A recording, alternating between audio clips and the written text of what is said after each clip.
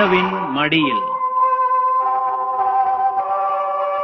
இதமான தென்றல் போல் மன்னரின் பாடல்கள்.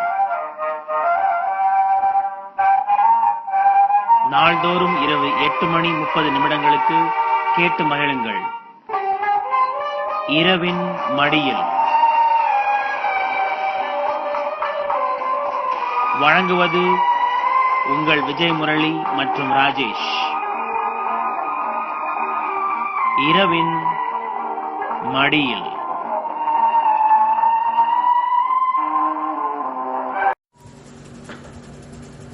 வெண்ணிலவை போன்ற முகம் கொண்டவள் நீ லக்கி. உன் அழகில் நான் மனதை பறிகொடுத்து விட்டேன். குபேர், பக்கத்து நாட்டு இளவரசர், அழகாக இருக்கிறது நீங்கள் சொல்வது என கலகலவென சிரித்தாள் லகிமார். ஏன், நான் சொல்வதில் என்ன அழகில்லை? சுல்தான் குபேர், நான் ஹரேம் எனப்படும் அந்தப்புறத்தில் இருக்கும் இளவரசி. இன்று என் தந்தையை பார்க்க அரண்மனை வந்தேன். வழியில் என்னை அழைத்து இந்த நந்தவனத்தில் தனியாக பேசுவதே தவறு. அதில் என் அழகை வர்ணிக்கிறீர்கள், அதுவும் சாதாரண பெண்ணின் அழகை. இல்லை லகிமார், இல்லை என்றான் குபேர். நானும் உன் தந்தை சுல்தான் மாலிக் ஏஜாஸும் செல்லாத படையெடுப்பில்லை. அவருக்கும் என் மீது பிரியம் உண்டு. அவரிடம் கேட்க நினைத்திருந்தேன். நீ வரவும் உன்னிடம் சொன்னது தவறா என்ன? எதுவும் தவறில்லை என்றாள் லகிமார். ஆனால் அந்நிய ஆடவர்கள் முன் நாங்கள் எல்லாம் கண்கள் மட்டும்தான் தெரிய வைத்து முகம் மறைத்து பேசுவோம், இல்லையா? இப்போதும் அது போலத்தானே இருக்கிறேன். என் கண்களை மட்டும் பார்த்துவிட்டு வெண்ணிலா முகம் என்றால் எப்படி? அது ஒரு ஊகம் என சொல்ல மாட்டேன் லகி. உன் தந்தையின் அறையில் உன் உருவ ஓவியத்தை கண்டிருக்கிறேன். அது இன்னும் தவறு. நல்லவேளை நீங்கள் பார்த்ததை தந்தை பார்த்திருக்க மாட்டார் தானே? ஆம், அதானே பார்த்தேன். சரி, வழிவிடுங்கள். தொலைவில் என் தோழி சித்ராங்கதா காத்துக் கொண்டிருக்கிறாள். அவளை அழைத்துக் கொண்டு தந்தையை பார்க்க செல்ல வேண்டும். லகிமார், எனக்கான பதில்? என்ன கேள்வி கேட்டார்கள் இளவரசே? ஒரு வாக்கியம் என்றோ சொன்னீர். இருந்தாலும் ஒன்று சொல்கிறேன். குபேர், என் மனதில் இப்போதைக்கு ஒரு எண்ணமும் இல்லை. என் பிராயமோ வெகு சிறிது. உங்களையும் ஒரு இருமுறைதான் கண்டிருக்கிறேன். நான் சொல்வதற்கு என்ன இருக்கிறது? லகிமார், என்னை தீண்டவெல்லாம் படாது. சரியா குபேர்? காலம் வருமா என தெரியவில்லை. வருகிறேன் என சிரித்து நடந்தாள் லகிமார். குபேர் சென்றுவிட தோழியிடம், சித்ராங்கதா, சொல்லுங்கள் தலைவி. ஹே சித்ரா, என் வயது உனக்கு, எதற்கு தலைவி என்றெல்லாம்? இந்த டெல்லியில் இருந்து பஞ்சாபை அரசாலும் சுல்தான் மாலிக் ஏஜாஸின் ஒரே புதல்வி தாங்கள். ஷாஹென்ஷா கஜனி முகமதுவின் நம்பிக்கைக்கு பாத்திரமானவர் உங்கள் தந்தை. உங்களது பணிப்பெண் நான். பின் எப்படி அழைப்பது? அது சரி, கொஞ்சம் முட்டால் நான் பிறந்த கதையெல்லாம் சொல்வாயடி சித்ரா. நீ அதுவும் தெற்கு பக்கம் ஹொய்சலத்திலிருந்து வந்தவள். எனக்காக என் பாஷையை கற்றவள் நீ. சரி, உன்னை திருத்த இயலாது. வா, தந்தை அறை வரைக்கும் போய்விட்டு வரலாம் என்றாள் லகிமார்.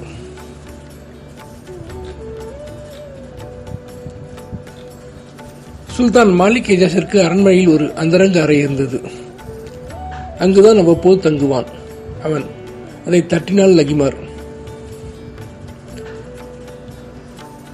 ஓலையை படுத்திக் கொண்டிருந்த ஏஜாஸ் நிமிர்ந்தான். முகத்தில் மகிழ்ச்சி பூ பூக்க, லகி, வா வா, என்ன விஷயம் என்றான் மகளின் கைகளை பிடித்துக் கொண்டு. மாலிக் ஏஜாஸ் பொறுத்தவரை படையெடுப்பு என்றால் இதயமில்லாதவன். எல்லாவிடத்திலும் சென்று கொள்ளையடித்து, குறிப்பாக தென்னாடுகளில் சென்று கோயில் செல்வங்களை எடுத்து சேர்த்து கஜனி மகோதரிடம் அனுப்புவது அவன் வேலை. ஆனால் மகளை பொறுத்தவரை மன நிகழ்ச்சியும் வெகு அன்பும் கொண்டவன். லக்கி அவனை பார்த்தாள். எப்படி இருக்கிறீர்கள் அப்பா? நிலைமை, நானே அரைமேற்கு வந்து இதை தரலாம் என எண்ணியிருந்தேன். இந்தா. ஆ, வெகு அழகு அப்பா. அழகான சிகப்பு நிறம். மெல்லியதாக இப்படி கூட துணி இருக்குமா என்ன? பின்னே இது சீனத்திலிருந்து வந்தது இவளே. அப்பா, இந்த தடவை கொண்டு வந்த செல்வங்கள் எல்லாம் கஜனி மாமாவிற்கு அனுப்பிவிட்டீர்களா? ஆமாம். ஆனால் அந்த கோவில் சிலைகள், விக்கிரகங்கள் நான் பார்க்க வேண்டும் என்று சொன்னேனே. இல்லை லகி, நீ பார்த்ததற்கு பிறகுதான் அனுப்புவேன் அந்த விக்கிரகங்களை. அவை நம் கஜானா அறையில் உள்ளன. போய் பாரம்மா. நல்ல அப்பா என்றாள் லகி. கஜானா அறையில் சித்ராங்கதாவுடன் நுழைந்தாள் லக்கி. அறை முழுவதும் பொன்னாலான விக்கிரகங்கள். ஒரே ஒரு விளக்கு எழுந்து கொண்டிருக்க சற்றே மங்களாக எல்லாம் தெரிந்தன. சித்ரா, தலைவி, போய் ஒரு விளக்கை எடுத்து வா. விளக்கை எடுத்து அங்கே அணிவகுத்திருந்த விக்கிரகங்களை பார்த்து கொண்டே வருகையில் ஒரு விக்கிரகத்தின் முகத்தின் மேல் நினைத்தது ரகிமாரின் கண்கள். ஆஹா, என்ன அழகு! வெண்ணிலா முகம் என்று என்னை சொன்னானே குபேர். ஆனால் இவரின் அழகு சித்ரா, இவர் இவர் இவர் யார் சித்ரா? உடன் வந்த சித்ராவின் கண்கள் கலங்கியிருந்தன. சில சிலைகள் கொஞ்சம் உடைக்கப்பட்டிருந்ததால், சில விக்கிரகங்கள் பின்னப்பட்டிருந்ததால் வந்தாள் இவள் அருகில்.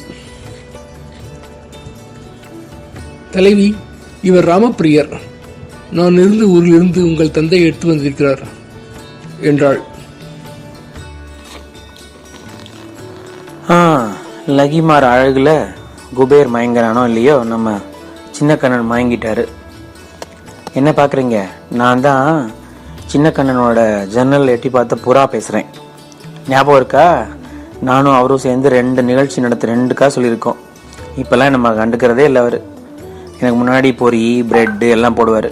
இப்போ போடுறதும் இல்லை, என்னை கண்டுக்கிறதும் இல்லை, இந்த மாதிரி கதை சொல்கிறதுக்கு என்னை கூப்பிடுறதும் இல்லை.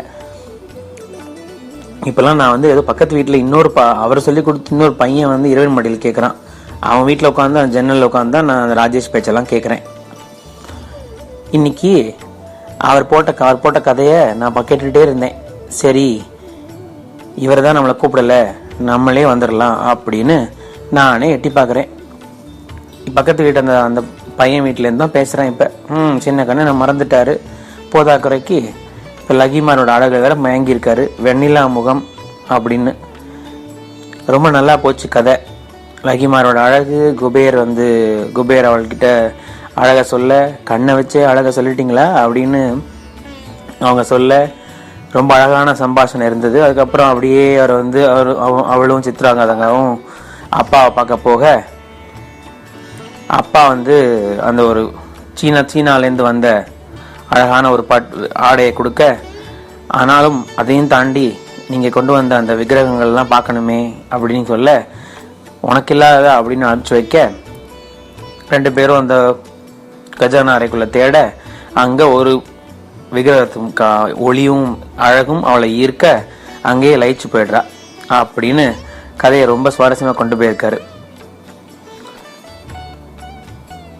என்ன அழகான கொண்டு வந்து நிறுத்திட்டு அந்த பாட்டு வந்து சொன்னார் பாருங்க, எனக்கு ரொம்ப பிடிக்கும். ஆனால் அதுக்கு முன்னாடி இந்த லகிமாரோட அழகு, அதாவது நாங்கெல்லாம் புறா பார்த்தீங்களா, எங்களுக்கு வந்து ஒரு புறா இன்னொரு புறா அப்படிலாம் ஒரு வித்தியாசம்லாம் கிடையாது. நீ இந்த புறா, நீ இந்த ஊர் புறான்னு, எல்லா ஊர் புறாவும் ஒன்று தான். அந்த மாதிரி தான் ஒரு சின்ன பொண்ணு. ஸோ அவளுக்கு வந்து விக்கிரகத்து மேலே ஆசை அப்படின்னு இல்லை, விக்கிரகத்தை முதல்ல பொம்மையாக பார்க்குறா. ஸோ அவள் மேலே அழகா அவருடைய அழகு அவளை ஈர்க்க, அப்படியே சித்ரா சித்ரா அப்படின்னு மயங்கிறத ரொம்ப அழகாக சொன்னார் சின்ன கண்ணன். அப்படியே அந்த பாட்டையும் சொன்னார். நல்ல பாட்டு. செல்வ மகள் அப்படின்ற படத்தில் நம்ம மெல்லிசை மன்னர். எனக்கு இதெல்லாம் அப்படி தெரியும்னு நினைக்காதீங்க. அவர் அப்போ உட்காந்து நம்ம அந்த 2 நிகழ்ச்சி பண்ணேன் இல்லையா அவரோட, அதுக்கப்புறம் தொடர்ந்து இரவு மடியில் கேட்குறேன். அதனால எனக்கு இந்த சினிமா விஷயங்கள்லாம் இப்போ தெரிய ஆரம்பிச்சிச்சு நல்லா. அதான் புள்ளி விவரத்தோட சுந்தரபாண்டியன், சின்ன கண்ணன், அப்புறம் ராஜேஷ் அப்படின்னு பட்டாளமே எல்லாரும், முத்துக்குமார் சாரு, விஜயகிருஷ்ணன் சார்னு எல்லாரும் தான் புட்டு புட்டு வைக்கிறாங்களே. அதனால எல்லாம் தெரியுது. இப்போ இது செல்வ மகள் அப்படின்ற படத்தில் சின்ன கண்ணனுக்கு ரொம்ப பிடிச்ச ராஜஸ்ரீ அவர் இன்னைக்கு பாடுற பாட்டெல்லாமும் அழகிகள் பாட்டு தான். கதையும் ஒரு நல்ல ஒரு அழகி கதை எடுத்துருக்காரு லகிமார். ரொம்ப நல்ல ஒரு பாட்டு. வெண்ணிலா முகம் பெரும் அப்படின்ற பாட்டு ஈஸ்வரியாவும் டிஎம்எஸும் பாடின அற்புதமான ஒரு பாட்டு. ரொம்ப வித்தியாசமான ஒரு டியூன்ல போகும். அந்த ஏற்ற இறக்கத்தோட ரொம்ப அழகா போகும். ஒரு சின்னதா ஒரு ஃபோக்கிஷ் பிட் வரும். பிகாஸ் ராஜஸ்ரீயோட ட்ரெஸ் அப்படி இருக்கும். ரொம்ப அழகான பாட்டு. இசை ராஜாங்கம் தான். ஆஸ் யூஷுவல் வாலி அவர்களோட அழகான வரிகள். பாட்டு ரொம்ப பிரமாதமான பாட்டு. அந்த வெண்ணிலா முகம்னு லகிமார குபேர் சொல்ல, என்னோட முகமா வெண்ணிலா முகம், நம்மளுடைய இந்த விக்கிரகம் சொல்லிக்குதே அப்படின்னு கதையில் நிறுத்தியிருக்கோம். அடுத்து என்ன கதையில் எப்படி போகிற கதை போக்கி எப்படி இருக்கு எல்லாம் உங்களோட சேர்ந்து அவர் சொல்லனா என்ன, நான் தான் அடுத்து கேட்குறேன் இறைமடியில் கேட்டுட்டு வரேன். அதுவும் இல்லாமல் அவர் அதாவது அந்த ஏஜஸ் அப்படின்னு சொல்லும்போது அழகாக சொன்னார். அந்த படையெடுக்கிறதுல வேணா வீரனாக இருக்கலாம், ஆனால் எல்லா அப்பாக்களுக்கும் வீக்னஸ் பொண்ணு தானே. அதனால இங்கே பெரிய வீரனுக்கு மட்டும் அது விதிவிலக்கா என்ன? நானும் எங்க அப்பா செல்லமாக்கும். சரி, நான் போய் பொரிய குறைச்சிட்டு வரேன், நீங்க பாட்டை கேட்டுட்டு வாங்க. வெண்ணிலா முகம் குங்குமம் பெரும்.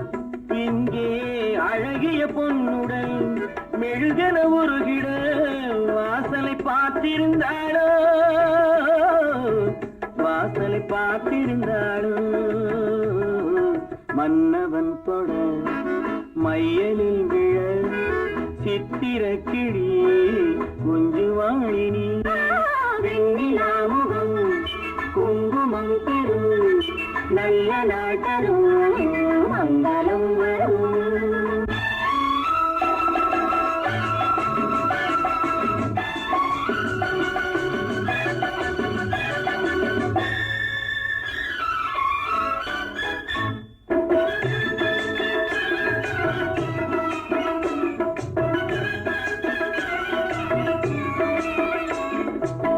கைவளை குலுங்கிட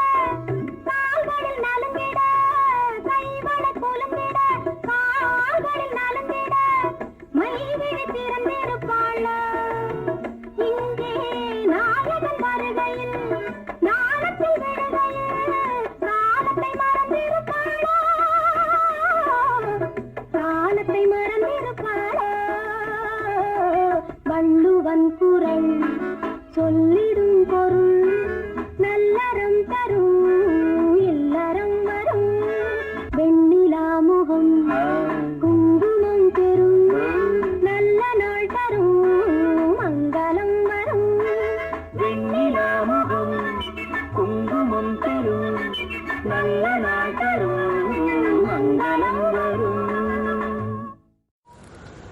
ஆஹா, விழிகள் மையேந்தி ஆட, என் குழலில் இருக்கும் மலர்கள் ஆட, என் கைவேலைகளையும் ஆட, இவர் முன்னால் ஆட வேண்டும் என்று தோன்றுகிறது சித்ரா. என்ன அழகு! வெண்ணிலா முகம் என்றால் வெண்ணிலாவுக்கு களங்கம் இருக்கும். இவர் அழகு என்ன அழகடி இவளே! ஆமாம் தலைவி, மையோ மரகதமோ மறிகடலோ மழைமுகிலோ ஐயோ இவன் வடிவு என்பதோர் அழியா அழகுடையான் என தென்னாட்டு பாடலில் வரும். அழியாத அழகு உடையவராக்கும் இவர் விஷ்ணு என்ற தெய்வம், ஆனால் ரமப்பிரியர் என்று அழைக்கப்படுபவர்.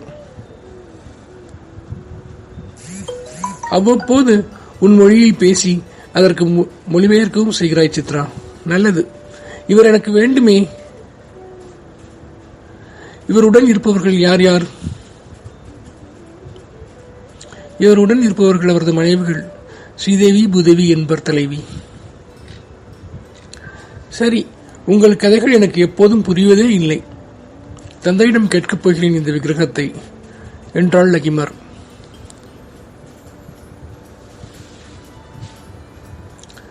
அப்பா சொல் லகி, எனக்கு ஒன்று வேண்டும். இந்த நாடே உனக்குத்தானே, சொல் லகி.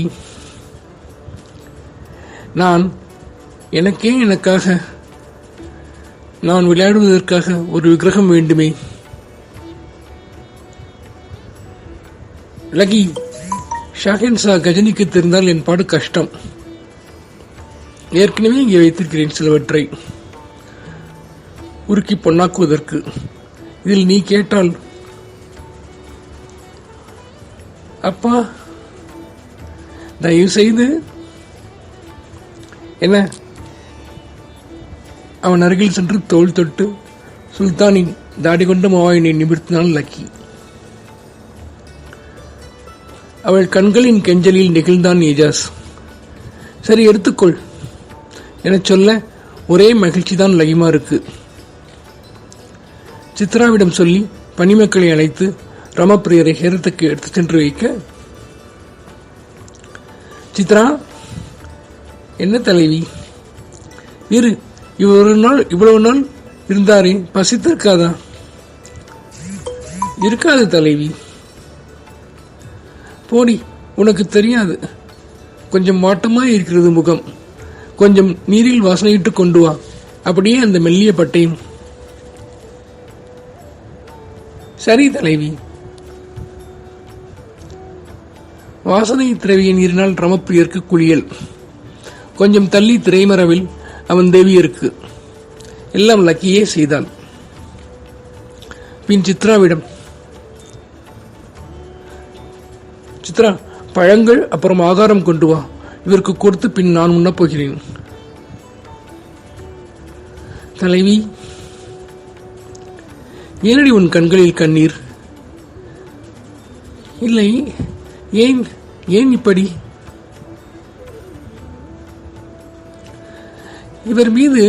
இவர் மீது என்னவென்று தெரியவில்லைடி. ஈர்ப்பு, காதல், அன்பு, என்ன வேண்டுமானாலும் சொல்லிக் கொள்ளேன். இவருக்கு சொந்தமானவள் நான் என்று மட்டும்தான் எனக்கு தோன்றுகிறது. இவரே என் பியாரா. இது நடக்குமா தலைவி? என் ஆழ்மனத்தில் சொல்லி வைக்கப் போகிறேன். இவளே அது சொல்லிவிடும் என சொன்னாள் லகிமார். சில தினங்கள் கழிந்த ஒரு மாலை நேரம். ஹரேமில் விளக்குகள் ஏற்றப்பட்டு கொஞ்சம் ஒளி எங்கும் சிந்திக் கொண்டிருந்தது. தலைவியின் அறையில் நுழைந்த சித்ரா திகைத்தாள். தலைவி, என்ன இது? நடனமாடப் போகிறீர்களா என்ன?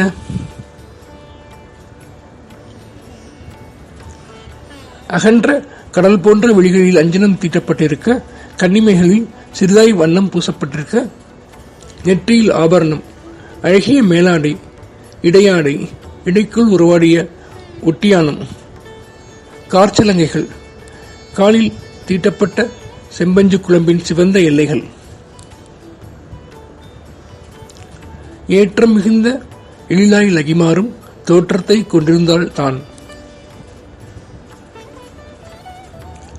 வெகு அழகாய் இருக்கிறீர்கள் தலைவி. லகிமார் சிரித்த வண்ணம் மெல்ல நடக்க அவளுடன் கால் சலங்கையும் சிரித்தது. ஆடப்போகிறேன் சித்ரா, என் பியாராவிற்காக. அப்போதே சொன்னேனே.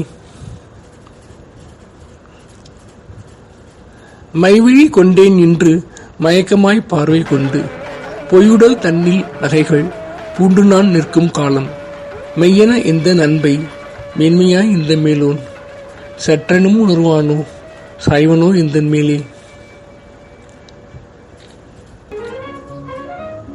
தெரியவில்லையடி, எனது பியாரா என்னை ஏற்றுக்கொள்வானா? அவனை மகிழ்ச்சிப்படுத்த ஆடப்போகிறேன், நீயும் பாரேன்.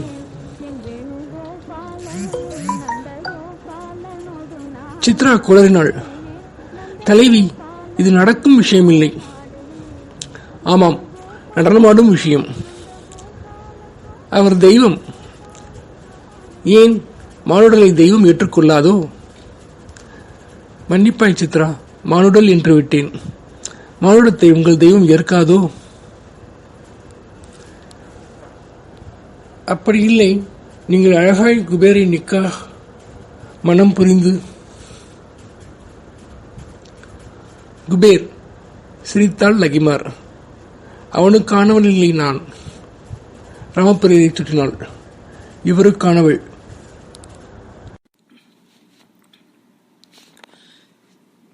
கதை ரொம்ப அழகா போயிட்டு இருக்கு. நானும் போய் பொரியெல்லாம் சாப்பிட்டு வந்துட்டேன். அந்த விக்கிரத்தோட அழகுல மயங்கி நம்ம நாயகி லகிமார் நிக்க, என்ன இவ்வளோ அழகு, விழிகள் மையேந்தி ஆட, என் குழலில் இரு மலர்கள் ஆட அப்படின்னு உடனே இந்த விக்கிரத்துக்கு முன்னாடி ஆடணும் போல தோணுது அப்படின்னு. அதாவது அவ்வளவு தேஜஸ் அந்த முகத்துல, அந்த ஒரு பொன்னான ஒரு விக்கிரகத்துல அப்படின்னு ரொம்ப அழகா வந்து அந்த லகிமார் வர்ணிக்க, உடனே வந்து நம்ம கூட இருந்த சித்ராங்கதை வந்து தெற்குலேருந்து வந்ததுனால மையோ மரகதமோ மரிகடலோ மழைமுகிலோ அப்படின்னு. என்ன பார்க்காதீங்க, எனக்கும் கம்பராமாயண பாட்டெலாம் தெரியும். சின்ன கண்ணோட இருந்து கம்பராமாயணம் என்ன பாஸ்டர் வரை சொல்லி கொடுத்துருக்காரு எனக்கு. அந்த 2 வாரம் அதுக்கப்புறம் கொஞ்சம் பண்ணார். இப்போதானே கண்டுக்கிறது இல்லை. ஆனால் கூட நம்ம கொஞ்சம் இந்த கதையிலேருந்து தள்ளி போய் கொஞ்சம் பார்த்தோம்னா, நம்ம ஹிஸ்டரி, அதாவது வரலாறு, அது நம்ம மஸ்கட்டில் நான் இருந்தால் கூட எனக்கு இந்திய வரலாறுலாம் தெரியுங்க. அங்கே போய் பார்த்தா அந்த காலகட்டத்திலலாம் வந்து சுல்தான்கள் வந்து ஆட்சி செஞ்ச போது ஒவ்வொரு தெற்குல பூரா ஒரு கோயில் விடாமல் எல்லாத்துலேயும் பொதுவாக அந்த உற்சவ மூர்த்தியான பஞ்சலோகத்தில் தங்கத்தில் பொன்னான பண்ண விக்கிரகங்கள் தான் நிறைய கொள்ளையடிச்சாங்க. கொள்ளையடிச்சது நிறைய உயிர் சேதம்லாம் போயிருக்கு. சில கோயில்கள்லாம் வந்து நிறைய கஷ்டப்பட்டு தடுக்கிறதுக்கு, ஒழிச்சு வைக்கிறதுக்கு, புதைச்சி வைக்கிறதுக்கு, அப்புறம் கொடுத்து விடுறது, இங்கே சின்னதில் கொடுத்து விட்டு. ஏன்னா சில பேர் இந்த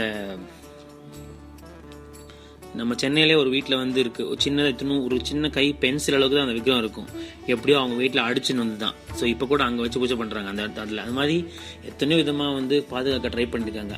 ஆனால் என்ன பண்ணுறது, 3 நாள் போராட்டத்துக்கு அப்புறம் ஸ்ரீரங்கத்திலேயே வந்து உடச்சின்னு உள்ளே வந்துட்டாங்க இல்லையா. அந்த மாதிரி அவ்வளோ ஒரு பக்கம் சோகம், அவ்வளோ விக்கிரகங்கள் சோகம், கொள்ளையடிக்கப்பட்ட சோகம் இருந்தால் கூட இந்த மாதிரி இந்த குழந்தை ஆசைப்பட்டு இந்த விக்கிரகத்தை வந்து இப்போ அழகாக வந்து அந்த விக்கிரகத்து மேலே ஆசைப்பட்டு அவங்க அப்பா கிட்ட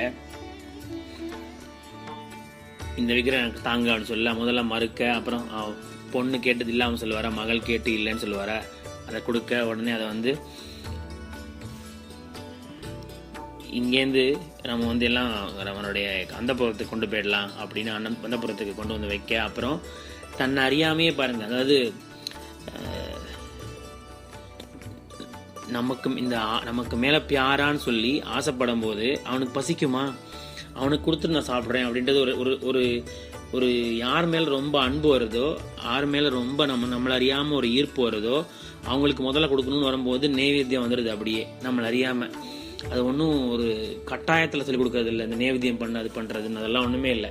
அவருக்கு முதல்ல படைங்கன்னு சொல்கிறது நம்ம மேலே அன்பு இருக்கிறதுனால, நமக்கு யார் மேலே ரொம்ப அன்பு இருக்கோ அவங்களுக்கு முதல்ல கொடுக்குறோம். அப்படி இந்த பொண்ணுக்கு வந்து தன்னை அறியாமல், வேறு மதத்தை சேர்ந்தவளாக இருந்தால் கூட தன்னை அறியாமல் ரொம்ப அழகாக அவள் வந்து பண்ணுறா பாருங்க. அதுவும் பக்கத்துலேயே வந்து விளக்கம் சொல்கிறதுக்கு அவ இருக்கா. அதில் கேட்குறாளாம், இது யாரு இந்த பக்கத்து 2 பேர்னு, ஸ்ரீதேவி பூதேவின்னு, உங்கள் கதைகள்லாம் எனக்கு புரியறதே இல்லை அப்படின்னு. அப்புறம் பழங்கள்லாம் கொடுக்க சொல்லி, அப்புறம் வந்து எனக்கு என்னமோ இவர் மேலே ஒரு பயங்கர ஈர்ப்பு இருக்குது, இவர் தான் என் பியாரா அப்படிலாம் சொல்லி அதெல்லாம் வந்து அது வந்து ஏற்றுக்கொள்வாரா அப்படின்னு ஒன்று அதில் எப்படி தெரியல முடியாது சொல்லி அப்படி அவங்களுக்குள்ளே ஒரு சம்பாஷணம் நடக்குது. அப்புறம் ஒரு நாளைக்கு ஒரு ஈவினிங்கில் வந்து டான்ஸ்லாம் ஆட வந்துட்டா.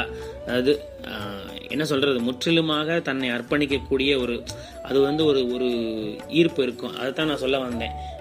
நான் புறா தான், இன்னொரு புறாவோ வேற ஊர் புறா, மஸ்கட் புறா, இந்திய புறான்னு கிடையாது. பழகிறது கொஞ்சம் கஷ்டப்பட்டா கூட ஆரம்பத்தில், அப்புறம் பழகிடுவோம் இல்லையா, அந்த மாதிரி தான்.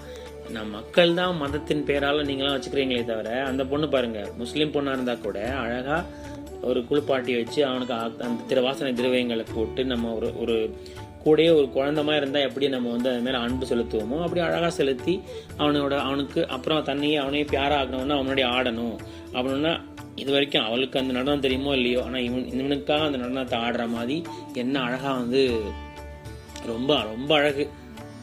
அதுவும் வந்து அகன்ற இது அந்த ஒரு கவிதை போட்டிருக்காரு இவர் பேசுற மாதிரி, அதாவது லகிமார் பேசுற மாதிரி ரொம்ப அழகான கவிதை. புறாவா இருந்தாலும் எனக்கும் தமிழ் தெரியுங்க, நல்லா ரசிச்சேன் அந்த கவிதையை. மைவிழி கொண்டே நின்று மயக்கமாய் பார்வை கொண்டு, பொய்யுடல் தன்னில் நகைகள் பூண்டுதான் நிற்கும் காலம், மெய்யென எந்தன் அன்பை மேன்மையாய் இந்த மேலோன் சற்றெனும் உணருவானோ சாய்வானோ எந்தன் மேலே அப்படின்னு. இந்த இவ்வளவு நான் வந்து மைவிழி கொண்டே நின்று மயக்கமாய் பார்வை கொண்டு, இந்த இவ்வளவு நகைகள்லாம் பொய்யுடல் தான், இது இருந்தாலும் நகைகள்லாம் போட்டுக்கிட்டு, ஆனால் எனக்கு உள்ள இருக்க அன்பு ரொம்ப மெய்யான அன்பு. அப்படி இருக்கும்போது அதை உணர்ந்து எனக்கு வந்து என்னை ஏற்றுக்கொள்வானா அப்படின்னு. ஒரு ஆண்டாள் வந்து கிருஷ்ணரை தான் பண்ணணும் இல்லை, இங்கே ஒரு அழகான ஒரு வேற்று மதத்து பாவையா இருந்தாலும் அந்த விக்கிரகத்து மேலே ஈர்க்கப்பட்டு அவனுக்கே தன்னை அர்ப்பணிக்கக்கூடிய ஒரு மனோபக்கம் வருதுன்னா அவன் எவ்வளோ ஒரு உயர்ந்த ஸ்தானத்தில் இருப்பா, மெச்சூரிட்டியில். அதுதான் ரொம்ப அழகாக கவிதையில் போட்டிருக்காரு, ரொம்ப பிரமாதமான கவிதை. ஸோ நடனம் ஆடும்போது இவன் நடக்குமா, சித்ராங்கதை கேட்குற வழக்கம் போல், இது நடக்குமா, இதெல்லாம் நம்ம படிச்சிருக்கோம் நடந்திருக்குன்னு கேள்விப்பட்டிருக்கோம், ஆனால் கூட இது நடக்குமா, ஏன் நடக்காது, இந்த மானுடத்தை ஏற்காதா அப்படின்னு ஒன்று குபீர்னு சிரிக்கிறா, குபேரா அப்படின்னு சிரிக்கிறா.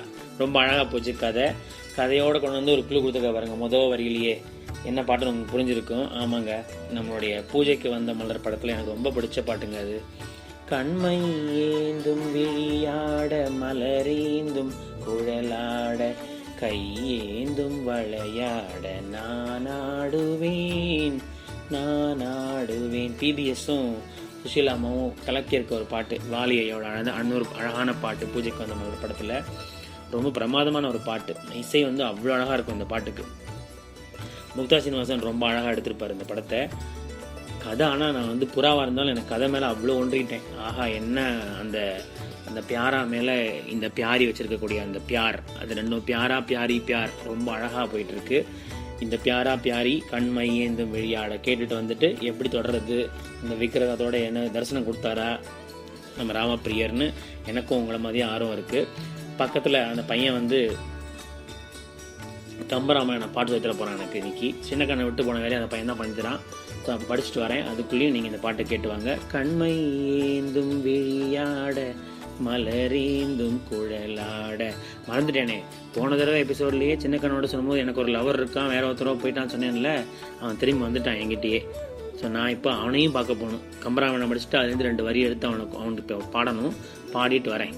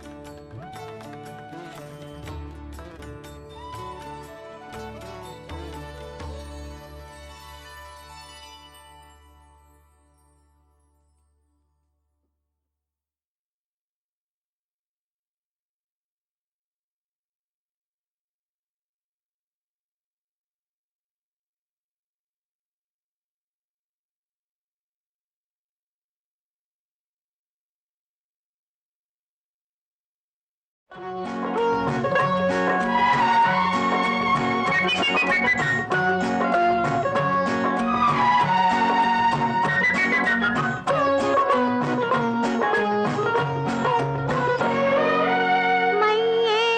விழியாட மலரேந்தும் குழலாட கையேந்தும் வளையாட நான் ஆடுவேன்.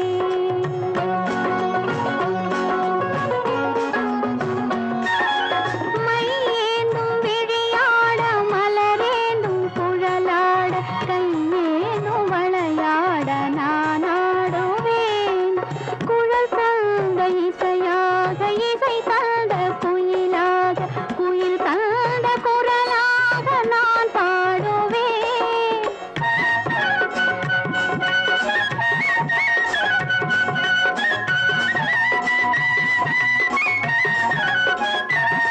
கண்மை ஏந்தும் விழியாட மலரேந்தும் குழலாட கையேந்தும் வளையாட நான் ஆடுவேன்.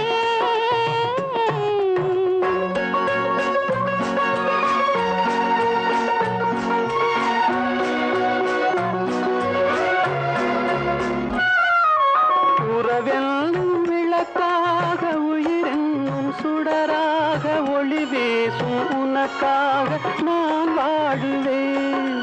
உறவென்னும் விளக்காக உயிரென்னும் சுடராக ஒளி வீசும் உனக்காக நான் வாழுவேன். விரல் கொஞ்சும் யாழாக யாழ் கொஞ்சும் இசையாக இசை கொஞ்சும் மனமாக நான் மாறுவேன்.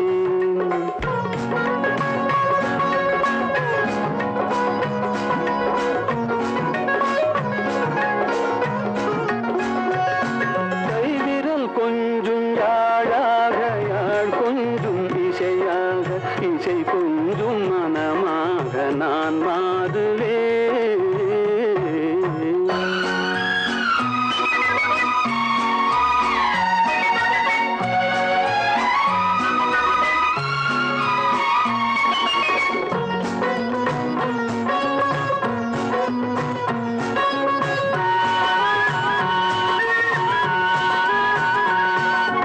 இளங்காதல் வயதாலே தனியாகினேன்.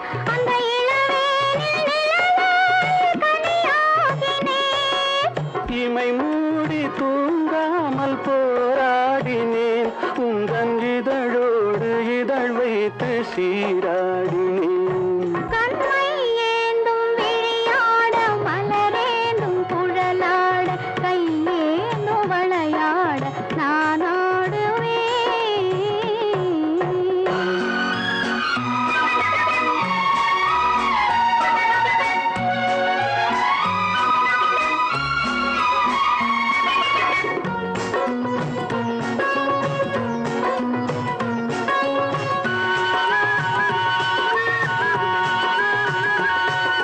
கொடி போன்ற இடையாட களைப்பாகினேன். உன் மடி மீது தலை சாய்த்து இளைப்பாரினேன். அழகான விருந்தொன்று பரிமாறினேன். அதை பரிமாறும் நேரத்தில் பசியாறினேன். ஆஹா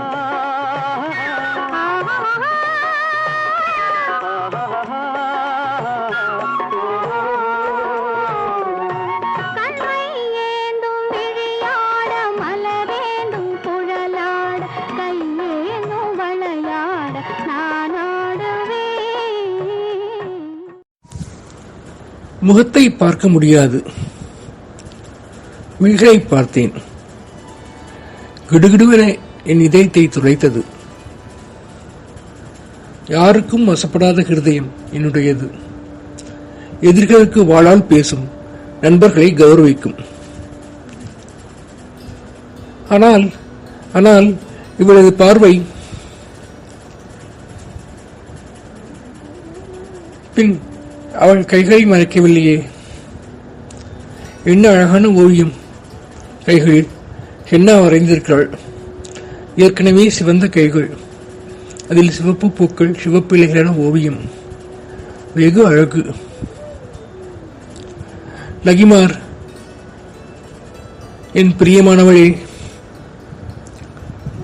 உன் கைகளோடு என் கைகள் சேரும் காலம் வெகு தூரத்தில் இல்லையடி. வேக வேகமாக குதிரையில் சென்று கொண்டிருந்த குபேரின் எண்ண ஓட்டங்கள் சட்டென கொஞ்சம் நின்றன. அங்கே சற்று தூரத்தில் ஆலமரத்தின் கீழ் தெரியும் ஒளி என்ன? மாலை நேரமானதால் குதிரையை சற்று வேகமாய் செலுத்தி பார்க்க ஆலமரத்தின் கீழ் அந்த பெரியவர் சாய்ந்திருந்தார். அவரிடம்தான் அந்த ஒளி.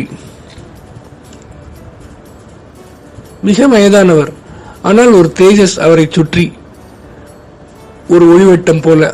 அவர் அருகில் நெருங்கும் போதே ஒருவித பயமும் ஒருவித மரியாதையும் அவனுள் பரவுவதை குபேரால் உணர முடிந்தது.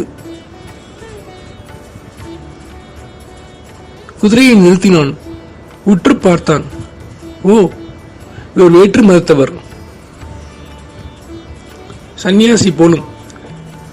நெற்றியில் 3 கோடுகள், தோள்களிலும் வெற்று மார்பு, இடையாடை கொஞ்சம் அழுக்காக இருக்கிறது.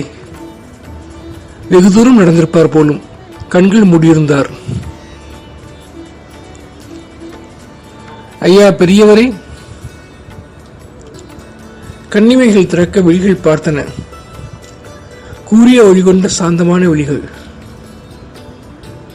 ஐயா தாங்கள்? நான் ஹொய்சலத்திலிருந்து வருகிறேன். அடியனை ராமானுஜன் என்று அழைப்பார்கள். சுல்தானை பார்க்க அவர் அரண்மனைக்கு செல்கிறேன். அவ்வளவு தூரத்திலிருந்து வருகிறீர்களா? எப்படி வந்தீர்கள்? எப்போது புறப்பட்டீர்கள்? 2 மாதங்கள் ஆகிவிட்டது. கொஞ்சம் நடை, கொஞ்சம் மாட்டு வண்டி பயணம், இரவில் தங்கள் என. கொஞ்சம் 80க்கு மேல் பிராயமாகிவிட்டதப்பா எனக்கு. அதான் சற்றே கண்ணயர்ந்தேன். என்ன விஷயம் பெரியவரே? நீ யார்? மன்னியுங்கள் என்றான் குபேர் அனிச்சையாக. என்னை சொல்லாமலே இருந்து விட்டேன். என் பெயர் குபேர், பக்கத்து நாட்டு இளவரசன். ஓ, ஆம், சுல்தானுக்கு தெரிந்தவனும் கூட. என்ன காரியம் என சொன்னீர்கள் என்றால், வழக்கமாய் உங்களை முரடர்கள் கொள்ளையர்கள் என்பார்கள். நீ இன்னும் நின்று தன்மையாக பேசுகிறாயே. நன்றி குபேர். ஐயா, மறுபடி தாங்கள் வந்த காரணம்? எங்கள் ஊருக்கு சொந்தமான ஒரு விக்கிரகம் உங்கள் சுல்தானிடம் இருக்கிறது. அதை பெற்றுக்கொள்ள வந்திருக்கிறேன். விக்கிரகம்? ஓ, உங்கள் பாஷையில் கடவுள். எங்களுக்கு உருவ வழிபாடு கிடையாது. அது அவரவரை பொறுத்தது அப்பனே. ஆனால் அது இருக்குமா எனக்கு தெரியவில்லை பெரியவரே. உங்களிடம் வாதமும் செய்ய மாட்டேன் நான். ஏதோ ஒன்று என்னை தருகிறது. ஆனால் நிறைய ஆனால் போடாதே. சொல். உங்களுக்கு ஒரு உதவி செய்ய முடியும். இங்கிருந்து 8 காதம் இருக்கிறது டெல்லி. அங்கிருந்து அரை காதம் அரண்மனை சுல்தானுடையது இருக்கிறது. என்னுடன் வருகிறீரா? கொஞ்சம் இருங்கள். அருகில் இருக்கும் கிராமம் சென்று உங்களுக்கு சிவிகை ஏற்பாடு செய்கிறேன். கிடைக்கவில்லை நீ ஒரு மாட்டு வண்டியாவது. புரியவில்லை குபேர். எனக்கு எதற்கு இது செய்கிறேன் என்கிறாய்? தெரியவில்லை. நான் வணங்கும் கடவுள் வேறு, நீ சொல்லும் பெருமாள் வேறு. ஆனால் நான் என் தந்தைக்கு பிறந்ததால் எனக்கு கற்பிக்கப்பட்டதை செய்கிறேன். ஐயா, அது மட்டுமல்ல. பின் உங்களிடம் கேட்கலாம் என தோன்றியது. கொஞ்சம் சொல்கிறீரா? என் மனதில் இருக்கும் குழப்பம் தீருமா? நான் ஆசைப்பட்டது நடக்குமா? ஏன் கேட்கிறேன் என எனக்கே தெரியவில்லை பெரியவரே. உங்களிடம் பெரியவர் சற்றே கண்ணை மூடினார். ராமப்பிரியரே, உம்மை தேடி வந்தேன்.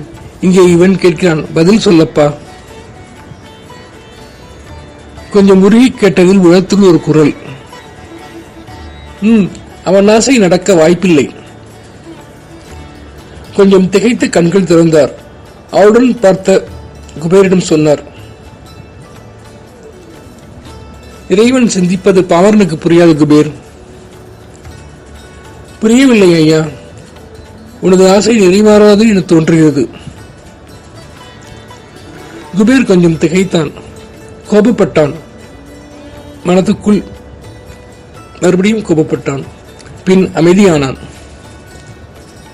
இல்லை, ராமானுஜரின் விழிகள் அவனை அமைதியாக்கின. நேர்மையாய் சொன்னதற்கு நன்றி ஐயா. நாம் டெல்லி போகலாம் இப்போது.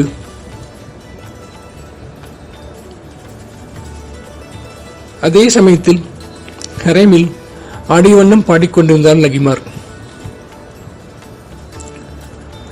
ஆடியே வணங்கும் காலம் அழகுடன் சிரிக்கின்றாய் நீ, ஊடிடும் உணர்வு பொங்க உளத்தினில் உன்னை கொண்டேன், பாடிடும் பாடல் தன்னில் பாவையன் உள்ளம் சொன்னேன், நாடியே வந்தேன் பியாரா நல்வழி வருவதெப்போ. கணவனில் கைகள் கோர்த்தே ககனவான் வெளியில் நாமும் மனப்புடன் பயணம் போனோம், வண்ணமாய் எனது பியாரா. உணர்வினில் மகிழ்ச்சி ஊற்று ஓடுதே உன்னை கண்டு, நனவினில் இணைவதெப்போ இருப்பதில் சொல்லேன் கொஞ்சம். என்னங்க கதையில நல்லா திருப்பமா போயிட்டு இருக்கு. நம்ம குபேர் வந்து குதிரையில வந்துட்டு இருக்கும் போது யோசிச்சுட்டே வரான். அவன் பார்த்த லகி மேல நமக்கு நடக்குமா, நம்மளோட கை சேருமா, கையோடு கை சேரும் காலம் வருமா அப்படின்னு. ஆனா அதுக்குள்ளேயும் அவன் ஒரு தேஜஸ் இழுக்குது. யாரும் பார்த்தா ராமானுஜன் சொல்றாரு, நான் அவனோட வந்திருக்கேன் விக்கிரக தேடி. அப்படியா, என்னமோ என்ன அறியாம நாங்கெல்லாம் வந்து கொள்ளையர்களா இருந்தா கூட, கொள்ளையர்கள்ல குடும்பக்காரர்கள்னு பல பேர் சொன்னா கூட, நாங்களும் குடும்பத்துல வந்திருக்கோம், எனக்கும் அப்பா இருக்காரு, எங்களுக்கும் வயசானவங்களுக்கு உதவி செய்யணும்னு சொல்லி கொடுத்துருக்காங்க, அதனால நான் உங்களுக்கு உதவி செய்யறேன் அப்படின்னு டெல்லிக்கு கூட்டு போறதுக்கான பேச அவங்க 2 பேருக்கும் அழகான ஒரு சம்பாஷணை நடக்குது. அதாவது என்னதான் மதத்துக்கு அப்பாற்பட்டு வேற்று மதத்துக்காரன் இருந்தா கூட அவரிடம் இருக்கும் வசீகரம், அவரிடம் இருக்கும் கூட ஒரு ஜொலிப்பு அது வந்து இருக்கும் இல்லையா. அதுதான் நான் பார்த்து வியந்தது. என்னன்னா, இந்த ஞானிகளா இருக்கவங்க எல்லாம் வந்து பேசவே மாட்டாங்க, ஆனா அவங்கள பார்த்தோன்னே நமக்கு அவங்களை கும்பிடணும்னு தோணும். புறாவா இருக்க நான் கூட வந்து கோயில் வாசல் யாராவது சாமி மாதிரி பார்த்தேன்னா, பவ்யமா யாருக்கும் எந்த கெடுதலும் பண்ணாம இருந்தாருன்னா நான் கூட கீழே வரைக்கும் போயிட்டு அவர் கால் பக்கத்துல இருந்து வருவேன். அந்த மாதிரி எனக்கே அப்படி இருக்குன்னா உங்களுக்கு இருக்காதா என்ன? அதான் அந்த குபேரும் அப்படியே அவர் சொல்லுக்கு கட்டுப்பட்ட மாதிரி அவரையே பார்த்துட்டு இருக்கான். பத்தாவதுக்கு தன்னுடைய மனசுல இருக்கிறதையும் கேட்கறான்.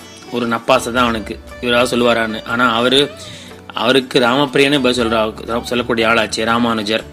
ஸோ அவர் வந்து உன்னோட ஆசை நடக்காதுப்பா அப்படின்னு சொல்ல,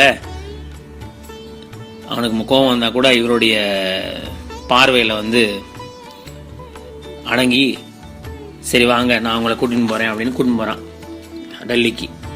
அதே சமயத்துல அங்க நம்ம லகிமார் வந்து அதே ஆட்டம் பாட்டமும் தன்னையே இது பண்ணி தினம் பகல் இரவு பகல் பாராம நம்மளுடைய ராமப்பிரியர் விக்கிரகத்துக்கு முன்னாடி ஆட்டம் என்ன, பாடுதல் என்ன அப்படின்னு அங்க களியாட்டம் நடந்துட்டு இருக்கு. அதுக்கு போட்ட அந்த கவிதையும் ரொம்ப அழகான கவிதை தான். ஆடியே வணங்கும் காலம் அழகுடன் சிரிக்கின்றாய் நீ, ஊடிடும் உணர்வு பொங்க உளத்தினில் உன்னை கண்டேன், பாடிடும் பாடல் தன்னில் பாவையன் உள்ளம் சொன்னேன், நாடியே வந்தேன் பியாரா நல்வழி வருவதெப்போ. ரொம்ப அழகான ஒரு பாட்டு தான். கனவினில் கை கோர்த்தே, அதுவும் ரொம்ப அழகா இருக்கு. அந்த வரையும் ரொம்ப ரசிச்சேன். சின்னக்கண்ணன் வந்து நல்ல கவிதை அந்த மாதிரி எடுத்து விடுறதுலாம், வெண்பா எழுதுறதுலாம் கில்லாடி தான் தெரியுமே. சின்னக்கண்ணனோட கம்பன் வீட்டு கட்டுத்தறியும் பாடும் மாதிரி சின்னக்கண்ணன் வீட்டு புறா, சின்னக்கண்ணன் ஜன்னல் புறா, நான் கூட 2-3 கவிதை சொல்ல ஆரம்பிச்சேன். அந்த அளவுக்கு பார்த்துக்கோங்களேன். என்னோட லவருக்கு கவிதை தமிழ் கவிதை தான் சொல்றேன். இப்போ நான் இப்போ கூட உங்களுக்கு சொன்னேனே, பியாரா பியாரி சோரா அதெல்லாம் பார்த்தீங்களா, அப்படி எடுத்து விட வேண்டியதுதான் அப்படின்னு சொல்லி வந்து ஒரு பாட்டுக்கு க்ளூ கொடுத்துருக்காரு பாருங்க, ரொம்ப அழகா.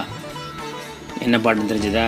கையோடு கை சேர்க்கும் காலங்களே, கல்யாண சங்கீதம் பாடுங்களே, அல்லிராணி இவள் வெள்ளி தீபங்களை கையில் ஏந்தி வருக. ரொம்ப அழகான பாட்டுங்க, எனக்கு ரொம்ப பிடிக்கும். சுஷீலா அம்மா ரொம்ப அழகா பாட, அந்த பாட்டோட இசை வந்து அவ்வளோ, அவர் என்ன சொல்றது, ராஜாங்கம் பண்ணியிருப்பாரு மெல்லிசை மன்னர். அப்படி ஒரு பாட்டு காவியத்தில் படத்துல. கையோடு கை சேர்க்கும் காலங்களே, கல்யாண சங்கீதம் பாடுங்களே, அல்லிராணி இவள் வெள்ளி தீபங்களை கையிலேந்தி வருக, ஞானல் தேவதைகள் வருக, ஐயோடு கை சேர்க்கும் காலங்களே. ரொம்ப அழகான பாட்டு. இந்த பாட்டை வந்து இங்கே அழகாக கொடுத்துருக்காரு. நடுவில் வேற பார்த்தீங்கன்னா இப்போதான் நான் ஒரு விஷயமே பார்க்குறேன். உங்களுக்கு பார்த்தீங்களா இல்லையான்னு தெரியல. முதல் பாட்டை வந்து முகம்னாரு, அடுத்த பாட்டு வந்து கண்ணுன்னாரு, இப்போ வந்து கைங்காரு. என்ன கிண்டல் பண்ணாரு, ஞாபகம் இருக்கா உங்களுக்கு? குட்டி முத்தா அப்படின்னு சொல்லிட்டு, உங்களுக்கு எங்க உதடு, நீங்கெல்லாம் பி காலை தான் அழகால தான் கொடுப்பீங்க அப்படின்னு எனக்கு கிண்டல் அடிச்சாரு அந்த காலத்தை. அந்த கதை சொல்லும் போது உங்களுக்கு ஞாபகம் இருக்குமான்னு தெரியல. அப்படி என்னையும் கிண்டல் அடிச்சுட்டு இன்னைக்கு போட்ட பாட்டும் ஒவ்வொரு அவயங்கள் பாட்டா போட்டிருக்காரு. அதுல இந்த பாட்டு ரொம்ப அழகான பாட்டு. அந்த கதையும் இப்போ வந்து நம்ம அந்த விக்கிரகத்தையே வந்திருக்கேன்றாரு. அந்த விக்கிரகம் நம்ம இவர்கிட்ட இருக்கே, லகிமார் கிட்ட, என்ன ஆக போகுது தெரியலையே. உங்களோட சேர்ந்து நானும் அதை கேட்க ஆர்வமா இருக்கேன். அதுக்குள்ள இந்த கையோடு கை சேர்க்கும் கேளுங்க. நானும் ஒரு குட்டி உலா போயிட்டு திருப்பி இங்க வந்துடுறேன்.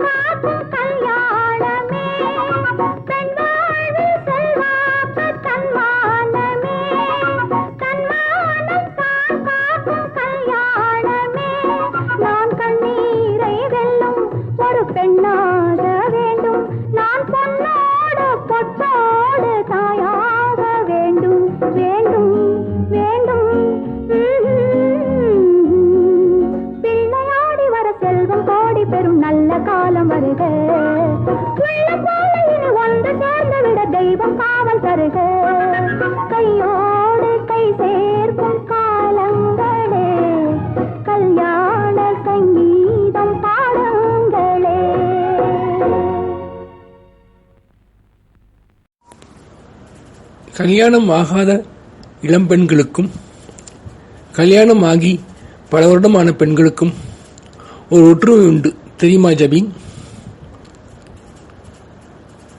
கேட்டவன் சுல்தான் ஏஜாஸ் மாலிக். இடம் அந்தப்புறம், ஹரேம். கேட்டது மனைவி ஜபீன் மெஹ்ருன்னிசாவை. என்ன நிறைய வாய் பேசுவோமாக்கும்? இல்லை, நீங்களே சொல்லுங்கள். நெருங்கி அமர்ந்திருந்த சுல்தான் சற்றே விலகிக் கொண்டான். 2 பேருக்குமே இடை இருக்காது. கொஞ்சம் முழித்தவள் அவன் சொன்னதன் பொருளை உணர்ந்தாலும் புரியவில்லை. ஏஜு, மெஹருக்கு கோபம் வந்தால் சுல்தானை சுருக்கித்தான் கூப்பிடுவாள். சிரித்தான் ஏஜாஸ். ஆரம்பத்தில் இளம்பெண்களுக்கு இடை சிற்றிடையாக இல்லாதது போலவே இருக்கும். பின் காலப்போக்கில் கல்யாணம் ஆனபின் காணாமலே போய்விடும் என நான் சொல்லவில்லையடி, ஆன்றோர்கள் சொல்லியிருக்கிறார்கள். அது சரி என்று பொய்க்கோபம் கொண்டாள் ஜமீன். ஒடிவது போல் இருந்த இடை இப்போது உனக்கு எப்படி ஆகிவிட்டதடி? என்னுடன் பேச வேண்டாம். இல்லை இல்லை, இன்னும் இருக்கிறது. இந்த திராட்சை பழத்தை எடுத்துக்கொள். கருகரு என உன் கண்களைப் போலவே இருக்கிறது. நன்றாகவே சொல்கிறாய். போ, மது அருந்திய கிளியைப் போல மிளற்றுகிறாய். ஆமாம்,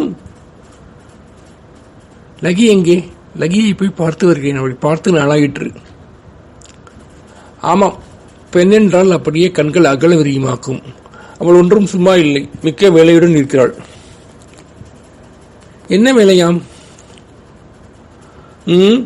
உங்களிடம் கேட்டு கொண்டு வந்தாலே அந்த சிலை பொம்மை, அதற்கு மாலையிட்டு அழகுபடுத்தி அதன் முன் ஆட்டம் என்ன பாட்டென்ன. அது மட்டுமில்லை ஏஜு என்றான் முகம் மாறியிருந்த ஏஜாஸ். அது மட்டுமில்லை, அவளுக்கு தரப்படும் ரொட்டி காய்கறிகள் எல்லாம் முதலில் அந்த பொம்மைக்குத்தான். அது உண்டதா என்ன? இல்லை, ஆனால் மறுநாள் கோட்டையின் வெளியில் புறாக்களுக்கு இட்டுவிடப்படும். இரு, செல்கிறேன் என புறப்பட்ட இஜாஸை நிறுத்தினாள். இருங்கள், நானும் உடை மாற்றி வருகிறேன் என்றாள் மெஹ்ருன்னிசா.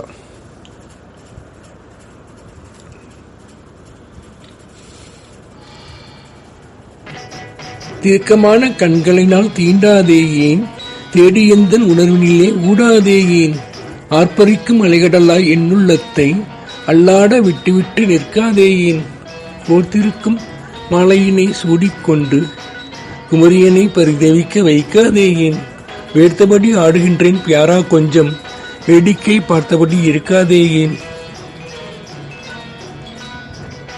ஆடினாள் லகிமார் சுழன்று. கொஞ்சம் நின்றாள். ராமப்பிரியனின் அருகில் வந்தாள். எந்த ஊரோட உனக்கு? ஓ, எதுகிரி. அது சரி, மேல்கோட்டை என்பார்களாம். கிராமத்தானா நீ? என் மனம் புரியவில்லையா உனக்கு?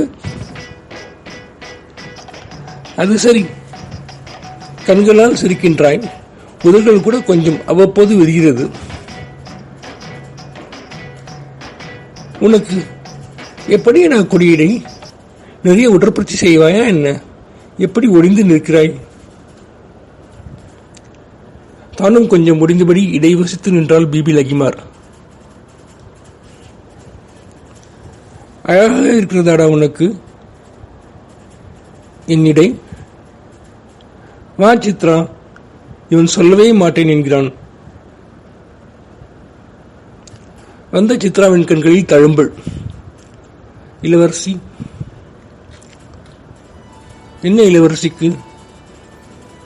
நான் என் பியாராவுடன் இருக்கிறேன். பியாராவுடன் இருக்கிறீர்கள், சரி. எப்படி இருக்கிறீர்கள்? எப்படியாம்?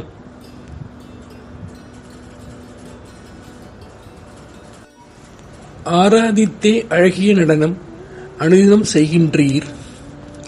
யாரோ என்றால் பியாரா என்றே சொல்லிக் கழிக்கின்றீர். நாராய் மெலிதாய் நங்கை உடலும் நலிந்தே போனதம்மா. பாராமல் பியாரா இருந்தால் பதறுதல் உள்ளமம் அம்மா.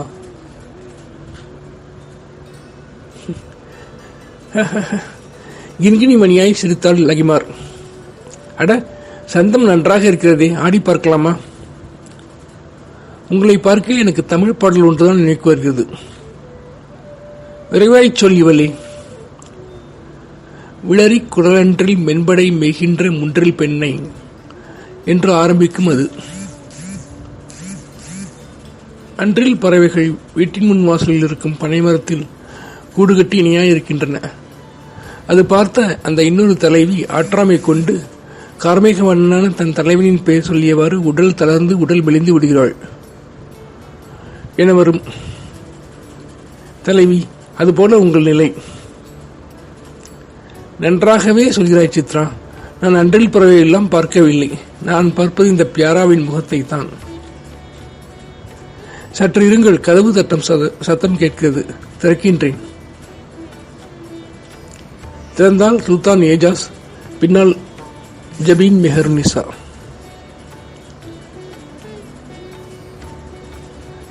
பிபி லகிமார் என ஜபீன் லகியை பற்றிக் கொள்ள ஏஜாஸ் ராமப்பிரியரை பார்த்தான். என்ன இது லகி? என்னவாப்பா? இதுதான் இந்த அலங்காரம் உனக்கு, இந்த பொம்மைக்கு? சும்மா விளையாட்டுக்கப்பா. நிஜமாவா? சுல்தான் குரல் கொஞ்சம் தன்மையானது. நான் பயந்து விட்டேன் லகி. சரி, உன் அம்மா உனக்கு திருமணம் செய்யலாம் என்று நினைக்கிறார்கள். நேரம் என்ன இருக்கும் அப்பா? 2ஆம் ஜம்பம் ஆரம்பிக்கப் போகிறது. சரி, உனக்கு உறக்கம் இருக்கிறதா என்ன? கொஞ்சம் தான் வரும்போல இருக்கிறது அப்பா. தூங்குவதே இல்லை இவள். கண்களை பாருங்கள், சீரினால் ஜபீன். வாப்பா என்றான் சுல்தான். உனக்கு திருமணம் நிச்சயிக்கலாமா லகி? தாராளமாக வாப்பா, உங்கள் இஷ்டம். ஜபீனால் எதுவும் பேச முடியவில்லை. சரி வா, இவளை செல்லலாம் என சொல்லி சுல்தான், லகி நன்றாக தூங்கு என சொல்லி கிளம்பினான். பின்னால் மெகர் போக சித்ரா கேட்டாள், என்ன ஆயிற்று தலைவி என்றாள் லக்கி. அரைக்கதவை தாளிட்டாள். என் பியாராவின் இரவு உணவிற்கான நேரம். எங்கே ரொட்டி? பாவம், அது பசியாய் இருக்கும். அதற்காகத்தான் வாப்பாவிடம் பொய் சொன்னேன். தலைவி, நீ போ இவளே என சொல்லி கதவை சாத்தி பியாராவிற்கு உணவு வைத்துவிட்டு பின் தானும் கொஞ்சம் விண்டு வாயில் போட்டுக்கொண்ட சற்று நேரத்தில் அவளுக்கு உறக்கம் வர கண்ணையர யாரோ ஒரு பெரியவர் பியாராவை கூப்பிடுகிறார். சம்பத்குமாரா, செல்லப்பிள்ளை என பியாராவும் கொஞ்சம் நகர பார்க்கின்றான் என்பது போல தோற்றம் வர விழித்துக் கொண்டு பியாராவின் கால் பற்றி, என்னை விட்டு போகாதே, போக விடமாட்டேன் பியாரா, நானும் வருவேன் என்று அரட்ட ஆரம்பித்தாள் லகிமார். நம்ம கதையில ஏஜாஸும் அவன் மனைவி மெஹருநிசாவும் பேசிக்கிறாங்க. அவன் கேட்குறான், கல்யாணம் ஆன பொண்ணுங்களுக்கும் இதுக்கும் என்ன வித்தியாசம்னு. அவங்களுக்குள்ள அந்த இடையை பற்றியான சம்பாஷணை வருது ரொம்ப அழகாவே. நாங்களும் அப்படி பேசிக்கவும் ஆக்கும், என் நபரும் நானும், தெரியுமா? அப்படியே சரி வா நம்ம போய் லகிமாரை பார்க்கலாம்னா, எங்கே உங்கள் பொண்ணுக்கு நேரம் இருக்குது? நீங்கள் ஒரு பொம்மையை கொடுத்தாலும் கொடுத்தீங்க, அதை வச்சுக்கிட்டு தான் நாள் பூரா அதுக்கு அலங்காரம் பண்ணுறது என்ன, சாப்பாடு வைக்கிறது என்ன, அது கூடயே இருக்கிறது என்ன, படுத்துக்கிறது. ஒரு நாழிகை அவளை விட்டு அந்த பொம்மையை விட்டு நகழ்றது இல்லை, தெரியுமா? அப்படியா? எங்கே வா, நானும் வரேன், நீ பார்த்துடலாம் அப்படின்னு அங்கே பார்க்க வர, அங்கே அதுக்குள்ளேயும் நம்ம லகிமார் வந்து ஆடிக்கிட்டு இருக்க. அது ரொம்ப அழகாக ஒரு பாட்டு போட்டாருங்க. தீர்க்கமான கண்களினால் தீண்டாதே ஏன், தேடியந்தன் உணர்வனிலே ஊடாதே ஏன், ஆர்ப்பரிக்கும் அலைகடலாய் எண்ணுள்ளத்தை அல்லாட விட்டு விட்டு நிற்காதே ஏன், கோர்த்திருக்கும் மாலையினை சூடிக்கொண்டு குமரியனை பரிதவிக்க வைக்காதேயேன். வேர்த்தபடி ஆடுகின்றேன் பியாரா, கொஞ்சம் வேடிக்கை பார்த்தபடி இருக்காதேயேன். பியாரா, நான் ஆடுறேன் ஜோரா, என்னை கொஞ்சம் பாரா, இக்கட ராரா அப்படின்னு கூப்பிடுறா. அப்படி சொல்ற நம்மளுடைய லகிமார் ஆட, நம்ம ராமபிரியன் கிட்ட வந்து உங்க ஊர் எது? ஓ, எதுகிரி. மேல்கோட்டை என்பார்களாம். அந்த மேல்கோட்டை என்ற இடம் தான் வந்து கர்நாடகா சைடில் இருக்கு. அங்கேருந்து தான் ராமானுஜர் வந்து இந்த விக்கிரகத்தை தேடி போவார் டெல்லிக்கு. அவரோட கனவுல வந்து சொல்லுவாங்க, இந்த மாதிரி ஒரு விக்கிரகம் வந்து அங்கே இருக்கு, உற்சவமூர்த்தி காணா போச்சுன்னு கேள்விப்பட்டு அவர் கனவுல வந்து சொல்றதாக வரலாறுல நானும் படிச்சிருக்கேன். அப்படி ஒன்று உனக்கு புரியலையா என் மனம் அப்படின்னு இந்த எப்பவுமே சொல்லுவாங்க இல்லையா. அதாவது விக்கிரகமாக இருந்தாலும் நம்ம வந்து நம்ம விக்கிரகமாக பார்க்க மாட்டோம். நமக்கு அதுக்கு உயிர் இருக்கு, என் கூட பேசிட்டு இருக்கான்றதுனால தான் நம்ம வந்து ஏன் என்கிட்ட பேச மாட்டேன், என்னை பார்க்க மாட்டேன் அப்படின்னு கேட்குறோம். அதே மாதிரி ரொம்ப அழகா அவ வந்து அவனிடத்தில் வைக்கக்கூடிய அந்த அன்போட உச்சக்கட்டத்தின் வெளிப்பாடு வந்து ரொம்ப அழகா வருது. அது சரி, கண்களா சிரிக்கின்றாய், உதறல் கூட கொஞ்சம் விரிகின்றதே. உனக்கு எப்படிடா கொடி இடை இப்படி ஒடிவதுமா இடம் இருக்கே? அங்க நம்ம ஆரம்பிச்சது. அப்பா என்னடான்னா இடையை பத்தி பேசாரு அம்மா கிட்ட, இவன் என்னடானா இடையை பத்தி பேசுறா நம்ம ராமபிரியர் கிட்ட. ஒரே இடைமயம்தான், இடையில் இடைவெளியே இல்லாம இடைமயம்தான். ஏன்னா இவளும் அவன் பக்கத்துல நின்று பார்க்கலாம், தானும் கொஞ்சம் இடையே வசதி நின்று பார்க்கறான். அந்த நம்ம எப்படி ஆண்டாள வந்து மாலையை போட்டு பார்த்தாலோ இவ வந்து நின்று பார்க்கறா. அப்படி உடனே நம்ம இருக்கவே இருக்காளே தோழி வந்து யாரு பிரிவாங்களோ இல்லையோ, தோழிகள் பிரியவே மாட்டாங்க, 24 மணி நேரம் கூட இருப்பாங்கல்ல. ஸோ அவன் வந்து கேட்குறா, எனக்கு வந்து எப்படி இருக்கீங்க இப்போ, என்ன இளவரசிக்கு என்ன, எப்படி நீங்கள் எப்படி இருக்கீங்க பியாராவோட அப்படின்னா எப்படியாம்? ஆராதித்தே அழகிய நடனம் அனுதினம் செய்கின்றீர். யாரு? இந்த இளவரசி சொல்றாளாம். இளவரசி பண்றதே இவ சொல்றா. யாரோ என்றால் பியாரா என்றே சொல்லி கழிக்கின்றீர். நாராய் மெலிதாய் நங்கை உடலும் நலிந்தே போனதம்மா. கொடுக்குற சாப்பாடையும் பாதி அவனுக்கு வச்சுட்டு நீங்களும் கொஞ்சம் சாப்பிட்றீங்க, அவன் ஞாபகத்தில் இருக்கீங்க. படுத்தால் புரண்டால் எல்லாமே அவன் ஞாபகம் தான். அப்படி இருக்கும்போது மெலிஞ்சிட்டீங்க. நாராய் மெலிதாய் நங்கையும் உடலும் நலிந்தே போனதம்மா, பாராமலும் பியாரா இருந்தால் பதறுதன் உள்ளமம்மா அப்படின்னு சிரிக்கிறாளாம். உடனே இந்த சிரிப்பு நல்லா இருக்கு, எதுக்கும் ஆடி பார்க்கட்டுமா அப்படின்னு இப்போ ஒரே ஆட்டமும், அதாவது ஒரே அவனை நினைத்து கொண்டு ஆடாத மனமும் உண்டோன்ற மாதிரி ஆடிண்டேதான் இருக்கா அவ லகிமார். உங்களை பார்க்க ஒரு தமிழ் பாடல் தான் ஞாபகம் வருது அவளுக்கு அப்படின்னு. முளரி குரம்பை இதுவிதுவாக முகில் வண்ணன் பேர் கிளறி பிதிற்றும் மெல்ல ஆவியும் தளரில் கோலோ வரியேன் உய்யவலாதிய தையலுக்கே அப்படின்னு ரொம்ப அழகா வந்து தையல்னா பெண்ணுக்கு அந்த சொல்லியிருக்காரு. அன்றில் பறவைகளை பற்றியான கவிதையை சொல்லி, அன்றில் பறவைலாம் எனக்கு தெரியாதுமா, நன்றா சொல்கிறேன், உங்கள் ஊர்லேருந்து கற்றுட்டு வந்ததெல்லாம் எனக்கு சொல்கிறேன், எனக்கு ஒன்றும் அதெல்லாம் நான் பார்த்ததில்லை, நான் அதெல்லாம் ஒன்றும் பார்க்கல, நான் இந்த பியாராவை தான் பார்க்குறேன், இப்போ நான் சர்வமும் பியாரார்ப்பணம் அப்படின்ற மாதிரி இருக்கேன் அப்படின்னு சொல்கிறா. அப்படின்னு நம்ம இடைஞ்சலுக்கு வந்துட்டான் அப்பாவும் அம்மாவும். தட்டின உடனே திறந்து அவன் வந்து வழக்கம் போல் கோவிக்க, என்ன இதெல்லாம் அப்படின்னு கேட்க, இதெல்லாம் சும்மா விளையாட்டுக்குப்பா அப்படின்னு நான் போய் சொல்ல. உடனே அவங்க 2 பேரும் கல்யாணம் நிச்சயம் பண்ணலாமா? ஓ நிச்சயம் பண்ணலாமே, அங்கே ரொம்ப நல்ல பொண்ணுமே கல்யாணம்னு. எதுக்கு பண்ணீங்கன்னா, இது ராத்திரி சாப்பிட்ற டைம் என் பியாராக்கு, இவங்க வந்து அஞ்சல் பண்ணிட்டாங்களே, நான் பியாரா சாப்பாடு கொடுக்கணும், எடுத்துட்டு வான்னு சொல்லி பியாராக்கு சாப்பாடு கொடுத்து அவளும் வந்து சாப்பிட்டுட்டு பக்கத்தில் படுக்க. அப்போ வந்து மனசுக்குள்ளே யாரோ ஒரு பெயர் வந்து சம்பத்குமாரா செல்லப்பிள்ளை அப்படின்னு செலுவா அப்படின்னு கொடுவாரு ராமானுஜர் வந்து. செலுவா அப்படின்னு அந்த குழந்தைய சின்ன பையனை நினைச்சு கூடுவார்ல, அதை வந்து கேட்குது. கேட்ட உடனே இவளுக்கு ஏதோ எஞ்சி, அதுவும் நகர்ற மாதிரி விக்கிரகம் தன்னை காய் விட்டு நகர்ற மாதிரி ஞாபகம் வந்த உடனே அதை பிடிச்சிக்கிட்டு போகாத நான் இங்கேயும் விட மாட்டேன் அப்படின்னு அதை தானே கனவுல வளர்றாளாம். ரொம்ப ஒரு இக்கட்டான கட்டத்தில் கொண்டு வந்து நிறுத்திருக்காரு. ரொம்ப அழகான ஒரு இடம் இந்த இடம். எப்படி ராமபிரியர் யாருக்கு பிரியர், பியாராவா என்னன்னு பார்க்கலாம். பட் பாட்டு முதல்ல சொல்லிட்டாரு, எத்தனை இடை சொன்னார். என்ன பாட்டு தெரிஞ்சுக்கல, ஒடிவது போல் இடை இருக்கும் இருக்கட்டுமே, அது ஒய்யார நடை நடக்கட்டுமே. மேன்னு நம்ம வாலி எழுதின மேன்மையான ஒரு பாடல், ரொம்ப அழகான பாட்டு.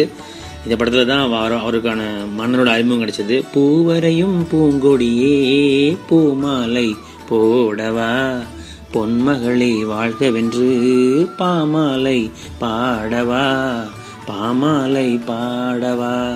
அப்படி ஆரம்பிச்சு அவர் போட்ட பாமாலையும் பூமாலையும் எத்தனையோ, அவர் எழுதின பாமாலைக்கு அவர் கழுத்துல விழுந்த பூமாலை எத்தனையோ. அதுல இந்த பாடல் ரொம்ப அழகான பாட்டு. ஓடிவது போல் இடை இருக்கும். சுஷீலா அம்மாவோட வரியும் சரி, குரலும் சரி, அதுக்கு சேர்ந்து பிபிஎஸ் இழையறதும் சரி, ரொம்ப அழகான பாட்டு. எனக்கு பாட்டை விட இப்போ விக்கிரகம் கையில் பற்றி கொண்டிருக்கக்கூடிய யாருடைய பற்றுதல் மேன்மையான பற்றுதல்னு தெரிஞ்சுக்க ஆசையாக இருக்குது. என்னையும் ஞானியாக்கிட்டார். நாங்கள்லாம் கோவிலில் தான் இந்தியாவில் தெரியுவோம். மஸ்கட்டில் கோயிலே இல்லை, ரொம்ப கம்மி. ஆனாலும் கிடைக்கிற இடத்துலலாம் கோயிலில் போய் எங்களுக்கும் இறை பக்தி உண்டு. அதனால தான் இப்படி தத்துவம் பேசுகிறேன் நான்.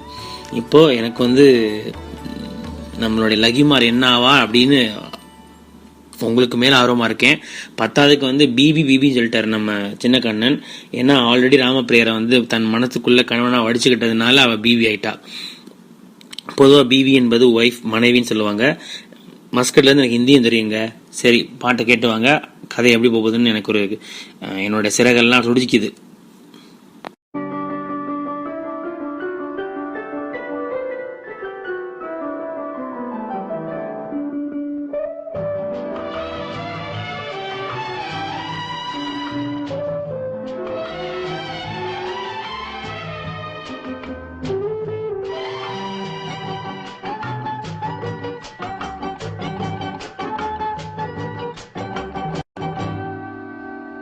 ஒடிவது போல் இடை இருக்கும், இருக்கட்டுமே,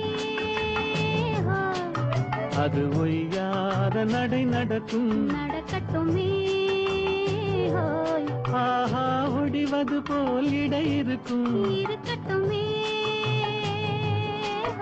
அது ஒய்யாத நடை நடக்கும், நடக்கட்டுமே.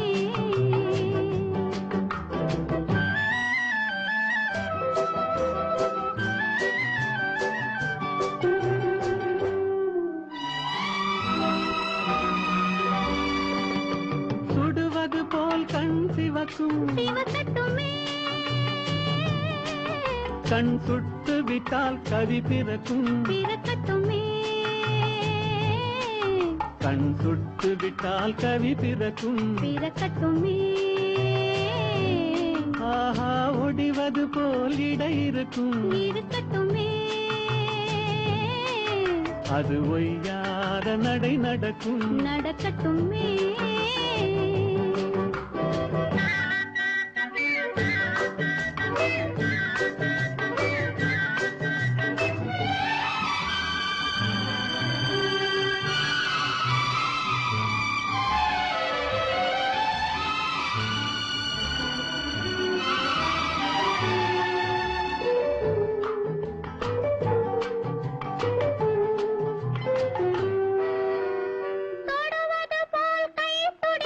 துடிக்கட்டுமே, இளம் தோகை நெஞ்சில் இடம் பிடிக்கும், பிடிக்கட்டுமே, இளம் தோகை நெஞ்சில் இடம் பிடிக்கும், பிடிக்கட்டுமே, ஆஹா. தொடர்வது போல் கால் தொடரும், தொடரட்டுமே,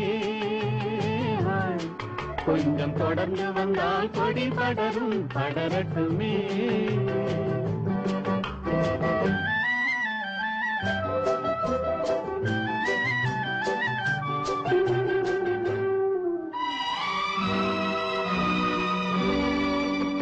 கொடிமலர் போல் இதழ் விரியும், பிரியட்டுமே, அது குளிர் நிலவாய் நகை புரியும், புரியட்டுமே, அது குளிர் நிலவாய் நகை புரியும், புரியட்டுமே, ஆஹா.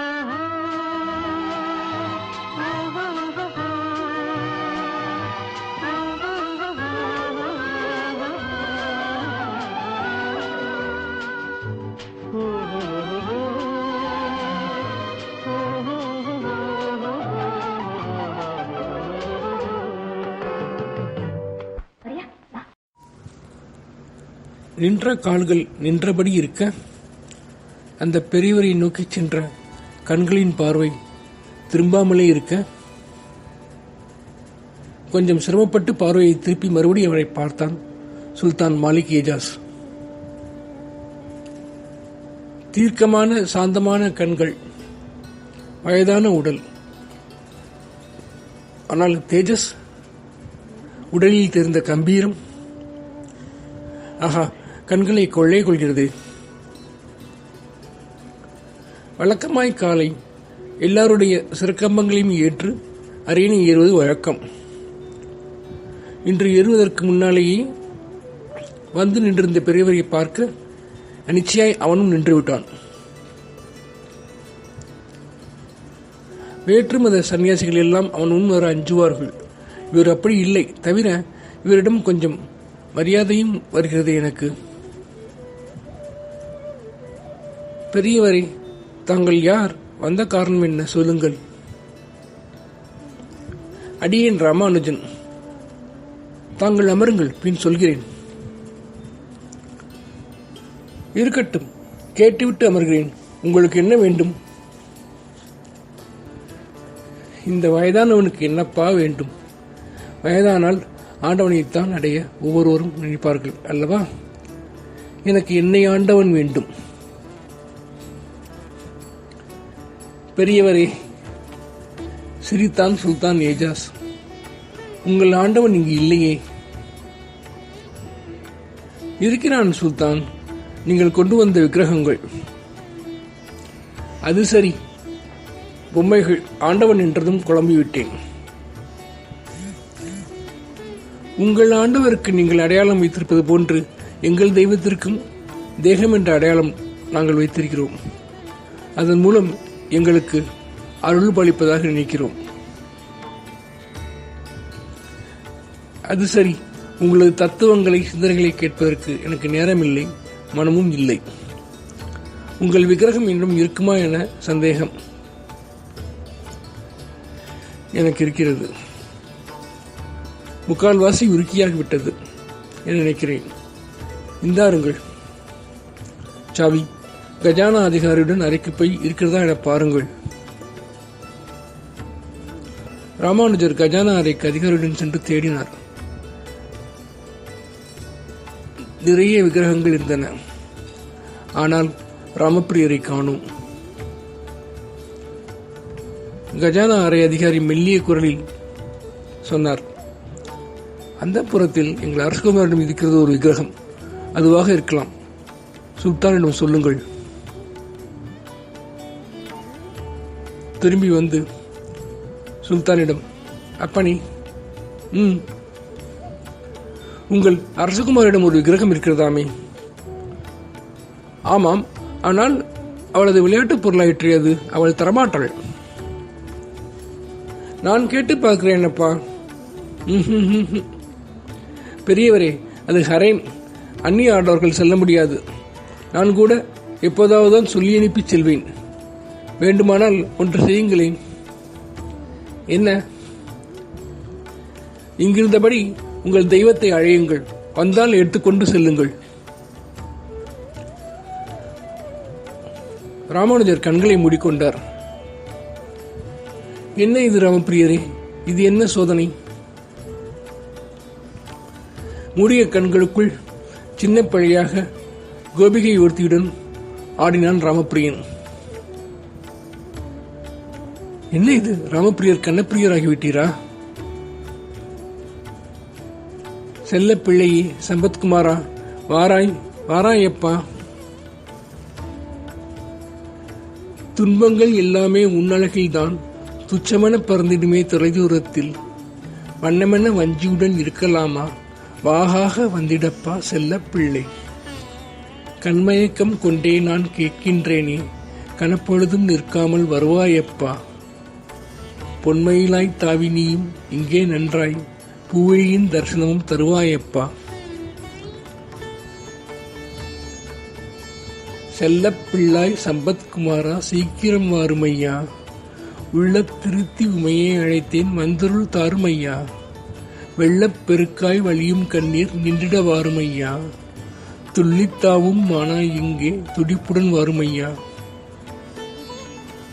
ராமானுஜரின் மனம் உருகி உருகி பாட அவர் கண்ணுக்குள் ஒரு தோற்றம்.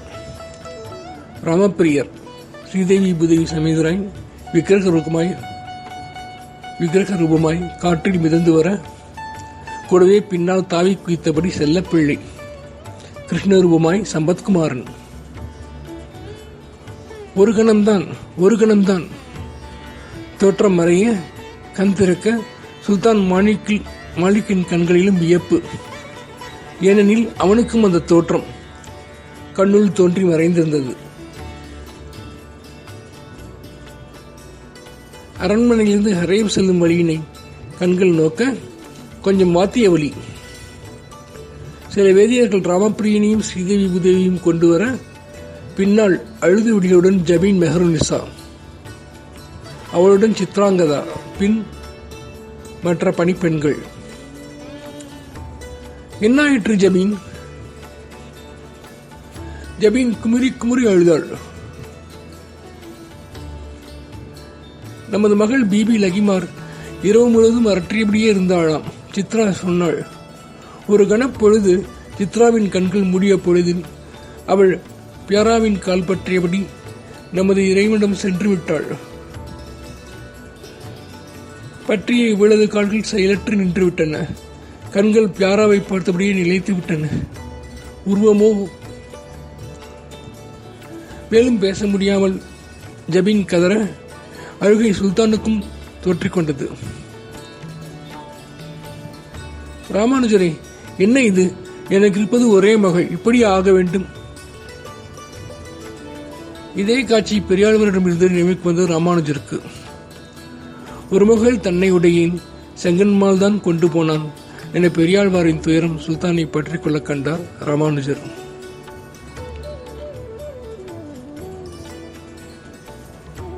வாப்பா, உங்களிடம் சொல்லிக்கொள்ளவில்லை என நினைக்காதீர்கள், மன்னியுங்கள். மிகப்பெரிய ஆனந்தம் என்னை அழைக்கிறது. செல்கிறேன். என் பியாராவை தேடி வரும் பெரியவரிடம் கொடுத்து விடுங்கள். அழுகையின் ஊடே சித்ரா லகிமார் எழுதிய ஓலையை படித்தாள். கலங்கியிருந்த சுல்தானிடம் சொன்னார் உடையவர்.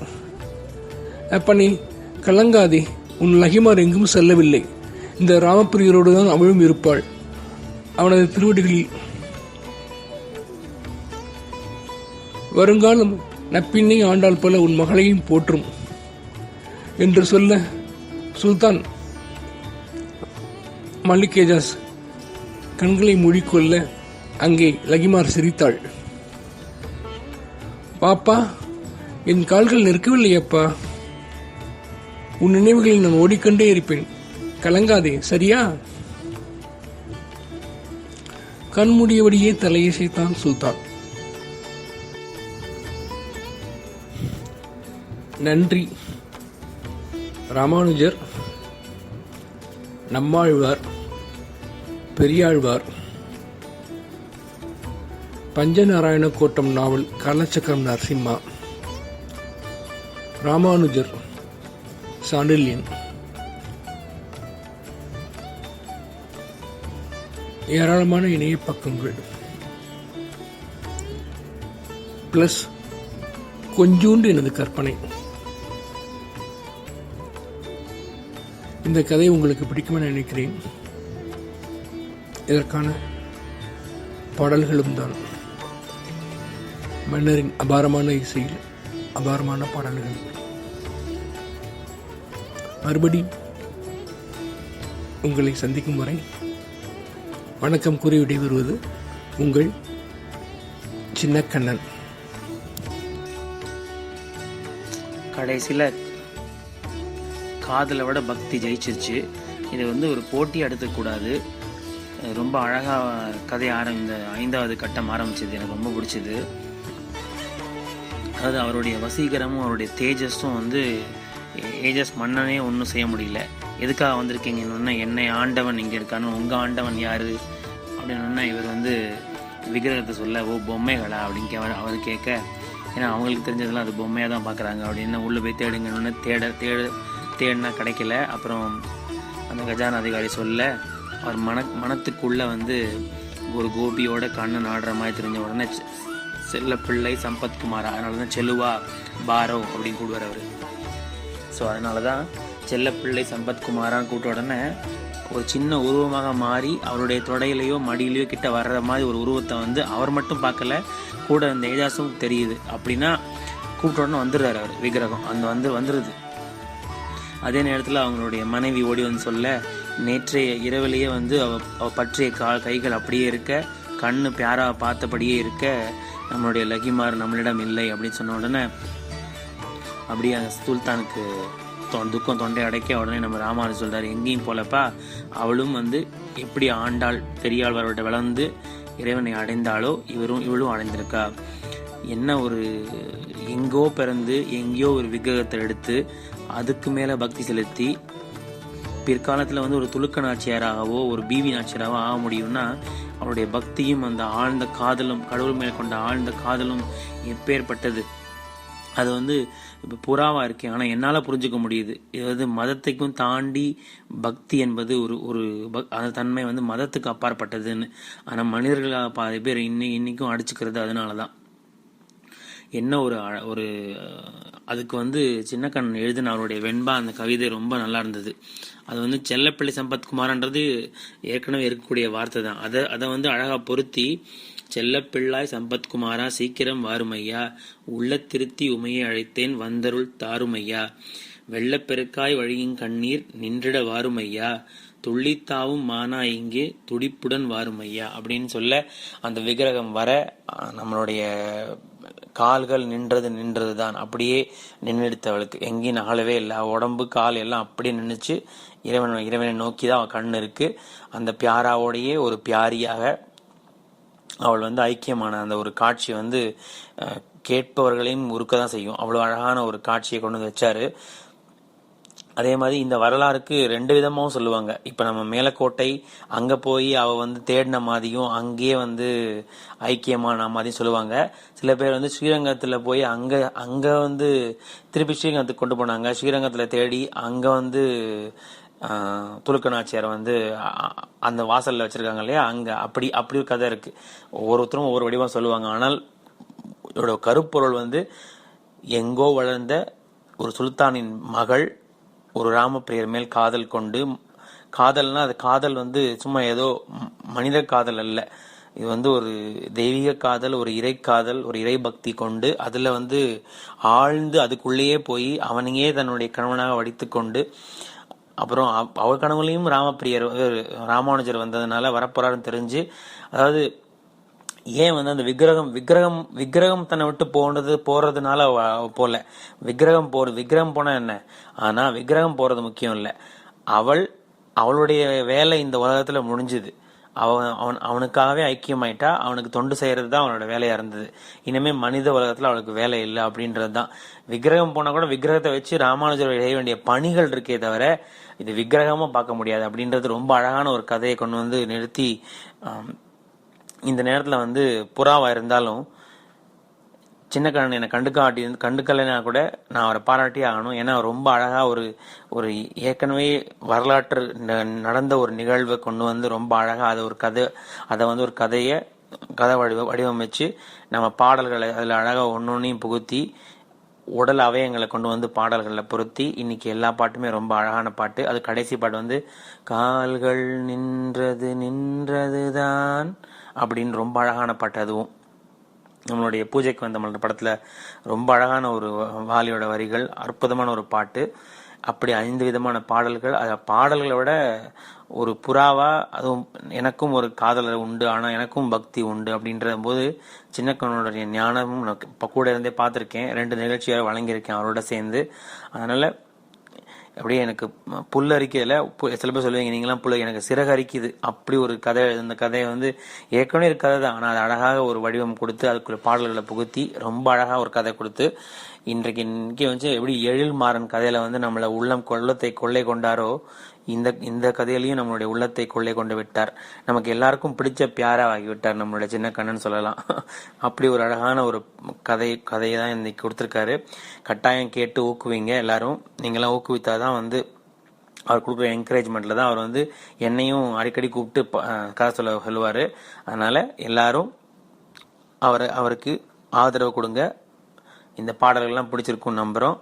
மீண்டும் அவர் இன்னொரு நிகழ்ச்சியில ராஜேஷோட வழங்கும் போது நானும் சேர்ந்துக்கிறேன் இந்த நிகழ்ச்சியில. அது வரைக்கும் உங்களிடம் விடைபெறுவது உங்கள் பெண்புறா வெண்புறா. வருகிறேன்.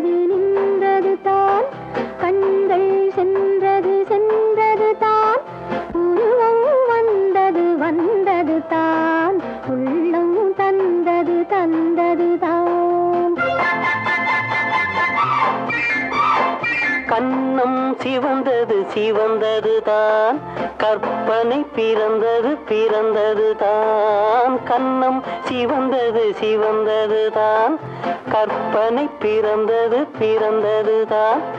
எண்ணம் பறந்தது பறந்தது தான், என்னை மறந்தது மறந்தது தான்.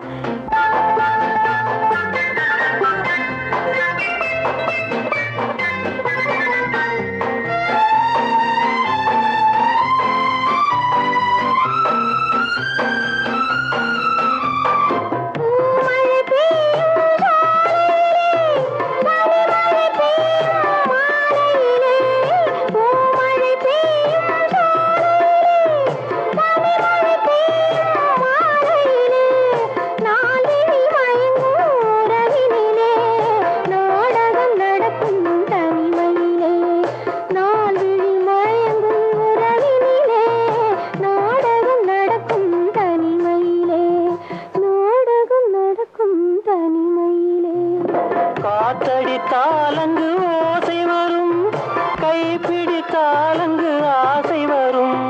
காதல் வந்தாலங்கு கண்மலரும், கண்மலர்ந்தாலங்கு கதை முடியும். கால்கள் நின்றது நின்றதுதான்,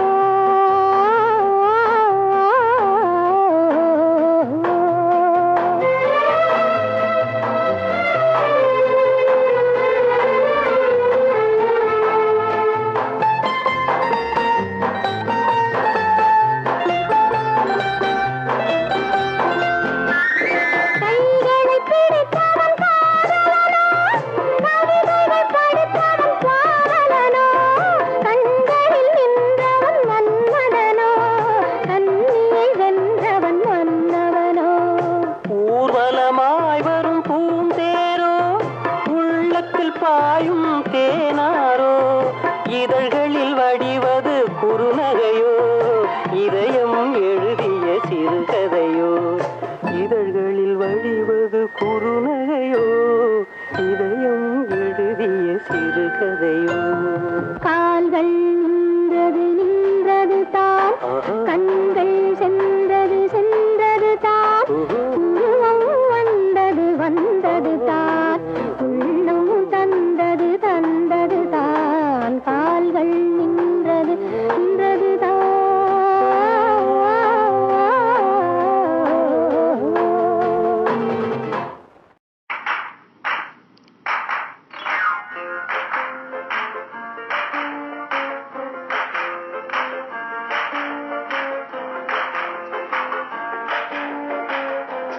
இரவின் மடியில் இனிய பாடல்கள் கேட்டு மகிழ்ந்தோம். மீண்டும் நாளை சந்திப்போம். இரவின் மடியில்.